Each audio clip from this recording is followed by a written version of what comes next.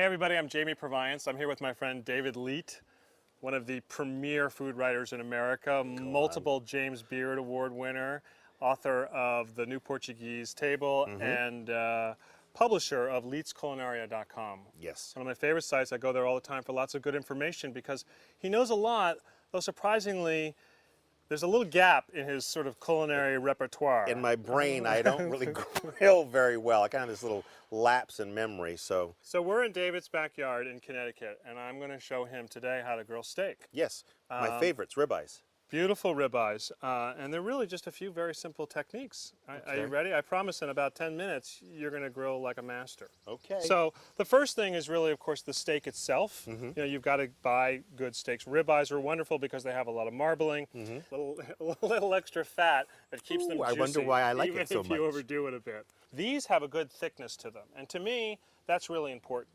because a great steak, I think, has a great surface and a great interior. Right. And if the steak is too thin, by the time you get a great surface, the interior is overcooked. Cooked all the way through. All That right? makes, I've had that happen to me.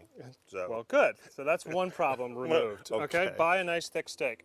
Second thing is to leave them out at room temperature, like in the kitchen, on the counter, for a good 20 or 30 minutes before you're going to grill them. Okay, now explain something to me, because I get a lot of people, at least Culinaria, writing in and saying, this says leave out till room temperature. That does not mean, correct, that we let it stay out to 70 degrees or 68 degrees, no, right? absolutely not. It just means to take the chill off of it at room temperature. Right. Okay, so got that? I also like that time for seasoning the meat and oiling. It's something I've already done here. Okay. Because I find that particularly the salt begins to work a little bit on the meat. You know how salt draws moisture out? Yes, and yes. So you don't want to do that, you know, hours ahead of time. You don't want a dry piece of meat, but a little bit of moisture to the surface of the steak is the foundation for an incredibly flavorful crust. Okay. All right? Yeah. So two things so far: thick cut and salting and leaving out for 20, 30 minutes. Got that. That's easy. The next thing This is is the grill. hard part. Okay. Here's Well, the hard part. No, it's really very easy. You want to grill over a high temperature to start. That's how you're going to get a good sear on it. So what's a high temperature? Well, What do we got? we're climbing right now to about 450. 450 to 550 is pretty ideal. Okay. Now with this particular grill, you actually have an extra burner. In the middle, yes. Yeah, this is something called the sear station. So this middle area of the grill is for getting things really, really hot. Now, do you do quattrelage? English? Grill marks? I got him, everybody. Grill marks? Grill marks, we have Hash marks? Yeah. Yes. Isn't that called quattrelage? Well, it is now. It is called Yeah, quattrelage, I like that term. everybody. I do that, and I will show you how to do it on this grill. Excellent. How long do you preheat this? Typically about 10 or 15 minutes. Okay. Until it gets to the temperature you want. Okay. And that, by the way, is a very good time for cleaning the grill. When it's good and hot, all those little bits and pieces from last little night's bits dinner. and bobs, and you do that with the seal brush. That's right. Okay. So we'll let this get good and hot, and then I'll take you to the next step. Excellent. So David, Yes. steak goes on the grill. Beautiful steak. What do you think you do next? Wait, stop. Okay. It was a trick question. Oh, it was. The answer is nothing. Nothing, okay. Leave it alone, all right? You see that smoke, you hear that sizzle, those are all good things. That means the meat is browning really nicely. The key now is to let the grill do its thing, and it works best with the lid down. Okay. All right? All that smoke is being captured now, and it's surrounding the steak. Otherwise, it's drifting off into your neighbor's yard doing you no good whatsoever. Bringing over stray dogs. Now, you can take a little peek and see how your browning is looking. Look at That's that. gorgeous. Right? So this steak is now positioned at what I call 10 o'clock. Imagine there was a face of a clock there. Right. It's facing at 10. You get that? You with me? Gotcha. Now, if I move it over here to 2 o'clock, 2 o'clock. I'm going to create the, what was that term The again? quadrillage. Ah, mais oui. Mais oui.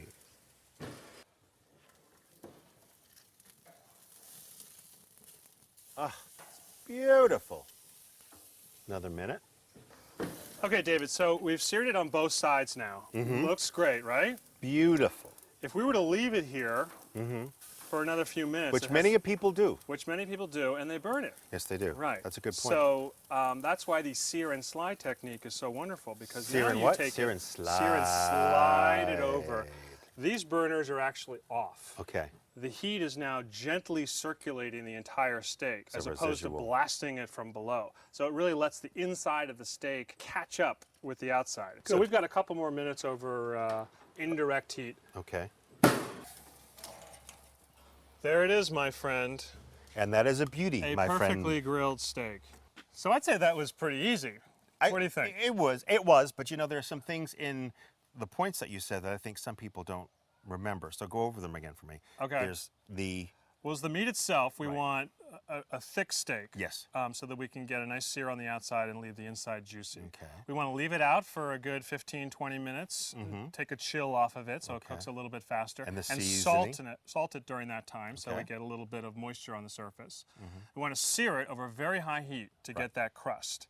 And if it's a thick steak like this, we want to finish it over indirect heat. And that's the magic, I think. A lot of people don't do that. They just keep it over that high heat, Yeah. and then the flame just disintegrates it. It's blackens steak in the worst way incinerates possible. it. Right. That's what I meant. So you want to finish it over the indirect heat. Right. And then get the doneness down. I mean, that takes a little bit of time. You have to overcook a few steaks and undercook a few before you can really nail it. The key is once you have nailed it, you cut into the steak, it's perfect doneness, to touch the steak and just remember that. Just burn that into Sense your memory. Sear it in, and now you'll always know what sort of firmness you're looking for. And then, you know, give it a few minutes afterward to let those juices redistribute. They all get pushed to the middle of the steak, you know, on the grill, and now you just let them ease back out, and we're left with this thing. Let's give it a taste. Let's go here. A knife, a fork. Thank you. A fork. All right, let's tear into this thing. All right. Let me give you a nice piece here. Okay.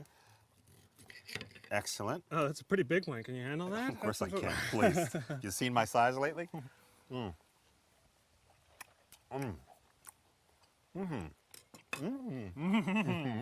Beefy, salty, rich, smoky, caramelized. That's a good steak. Now you know how.